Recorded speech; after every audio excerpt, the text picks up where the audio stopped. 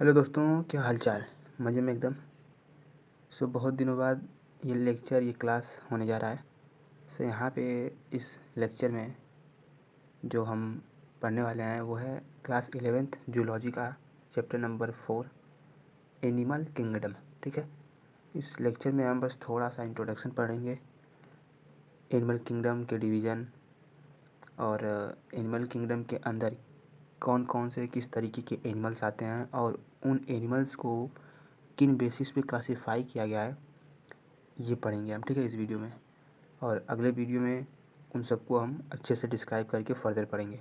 फ़िलहाल हम इतना स्टार्ट कर रहे हैं। लेट्स यहाँ पे पहले एनिमल किंगडम। ठीक है, मतलब एक ऐसा किंगडम जहाँ पे देखो जितने भी प्लांट्स हैं, सब सारे प्लांट्स को अगर हम एक तरफ कर दें, सारे प्लांट को हटा दें, तो जो भी एनिमल्स बच रहे हैं हमारे, ठीक ना, वो उनकी बात की जा रही है इस चैप्टर में। इस एनिमल किंगडम में उन एनिमल्स की बात की जा रही है।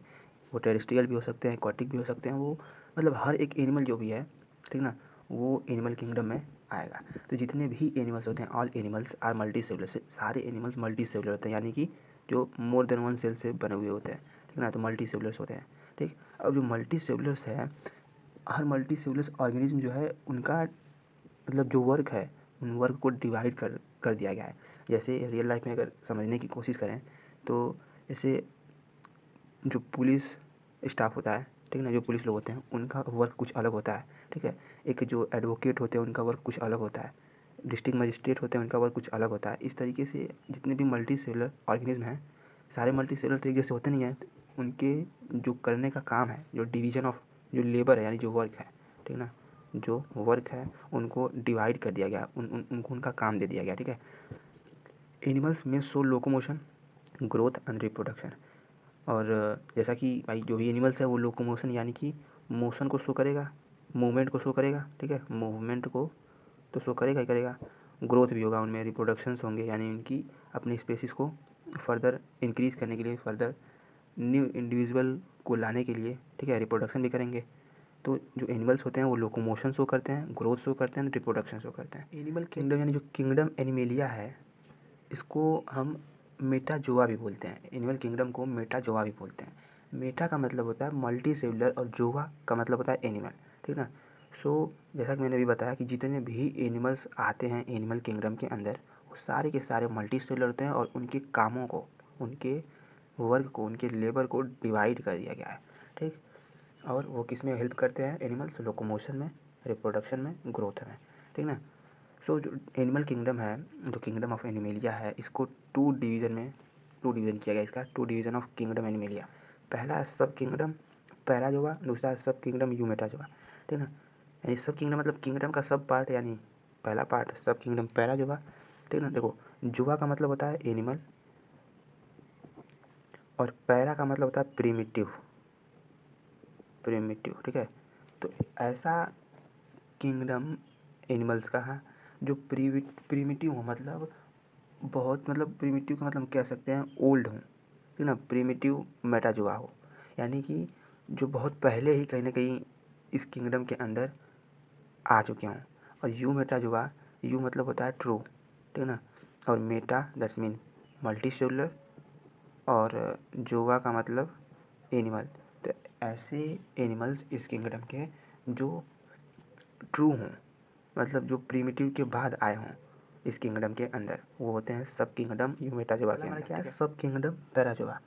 पैराजोआ मतलब प्रिमिटिव मेटाजोआ, ठीक ना, मैंने जो क्या हो ओल्ड, मतलब जो बहुत पहले जो आ गए हों इस किंगडम के अंदर, ऐसे एनिमल जो बहुत पहले से ही आ गए हों, ठीक है, वो प्रिमिटिव मेटाजोआ हो जाएंगे। इस मेटाजोआ का सिर्फ और सिर्फ एक फाइलम है, एक मतलब एक तरीके का एनिमल है, फाइलम पोरीफोरा।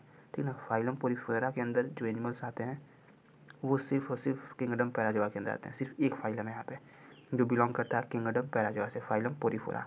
इसका जो एग्जांपल है, ठीक ना, जो मोस्ट ऑफ द टाइम्स पूछा जाता है, स्पोंजिला है। ठीक है, जो कहाँ पाई जाती है? फ्रेश वाटर में पाया जाता है। ठीक, तो ये है सब किंगडम पैराजोआ। नेक्स्ट है हमारा सब kingdom eumetazoa.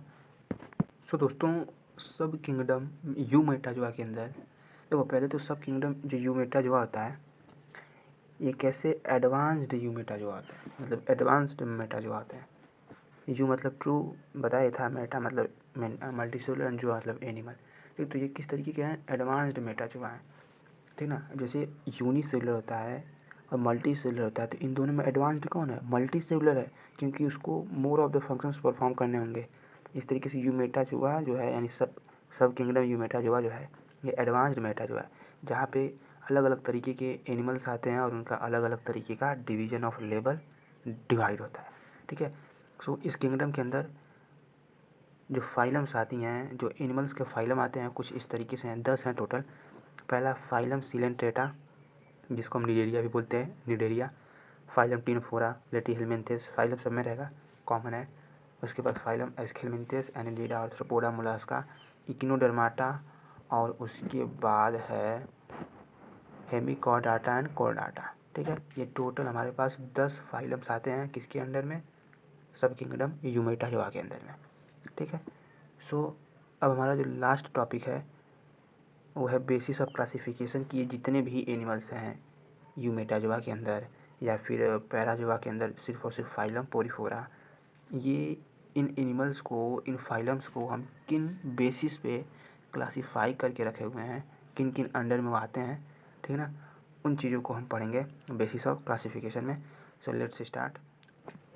So basis of classification, अब जैसे एनिमल जितने भी हैं उनको क्लासीफाई किया गया है जिन जिन बेसिस पे, उसे भी हम पढ़ेंगे।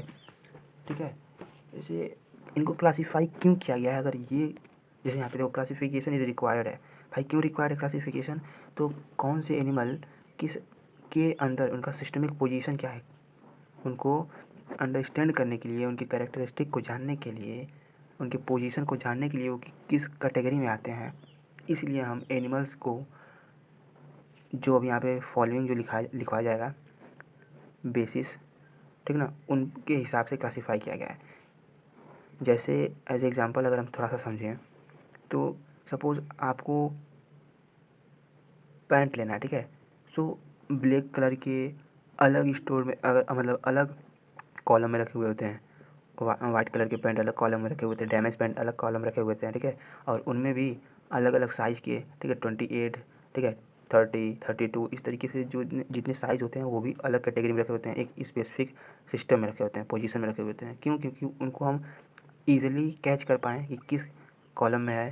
ठीक है ना, उसी तरीके से ये जो एनिमल्स हैं इनको जो क्लासीफाई किया गया है, इनको understanding of the characteristic of animal, ठीक ना, एनिमल की कैरेक्टरिस्टिक को अंडरस्टैंड करने के लिए और किस पोजीशन में पाए जाते हैं उनको जानने के लिए इन एनिमल्स को क्लासीफाई किया गया है। किन किन बेसिस पे, तो पहला है लेवल ऑफ ऑर्गेनाइजेशन, दूसरा symmetry, germ layer, coelom, body plan segmentation, जिसको सेगमेंटेशन को हम मेटामेरिज्म भी बोलते हैं, and notochord, digestive system, respiratory system and circulatory system. ठीक है, ये 10 जो हैं बेसिस ऑफ क्लासिफिकेशन है। जितने भी एनिमल्स आएंगे वो इन्हीं क्लासिफिकेशन से बिलोंग करते होंगे। ठीक है, तो चलिए एक बार लिख लेते हैं सारे क्लासिफिकेशन को।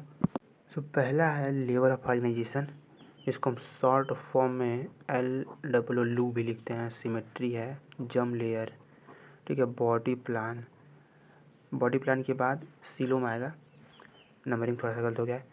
देन सेगमेंटेशन, जिसको मेटामेरिज्म भी बोलते हैं। फिर नोटोकॉर्ड आता है, डाइजेस्टिव सिस्टम आता है, रिस्पायरेटरी सिस्टम आता है, एंड सर्कुलेटरी सिस्टम आता है। सो ये भी टोटल 10 होते हैं। ठीक, अब जो नेक्स्ट पार्ट है इसमें हम इन सबको, जैसे सिलेंट्रेटा, निडेरिया, ये जितने भी हैं उनको इन क्लासिफिकेशन के अंदर हम पढ़ेंगे, लेकिन उससे पहले अगले पार्ट में हम इन सबको जानेंगे क्या होता है कि लेवल ऑफ ऑर्गेनाइजेशन में कितने टाइप्स आते हैं, सिमेट्री में कितने टाइप्स आते हैं, और सिमेट्री क्या होता है, जर्म लेयर, बॉडी प्लान, इन सबको ब्रीफली डिस्कस करेंगे। ठीक, सो आई होप वीडियो पसंद आई होगी। जैसा कि बहुत दिन बाद ये इस मतलब वीडियो को हम लॉन्ग वीडियो को अपलोड कर रहे हैं, और ये 11th का, क्लास 11th का मेरा पहला वीडियो है। ठीक, सो नेक्स्ट वीडियो में हम अच्छे से इन सबको डिस्कस करने वाले हैं। सो आई होप कि वीडियो पसंद आएगी। मिलते हैं नेक्स्ट वीडियो में, तब तक के लिए जय श्री कृष्ण, राधे राधे।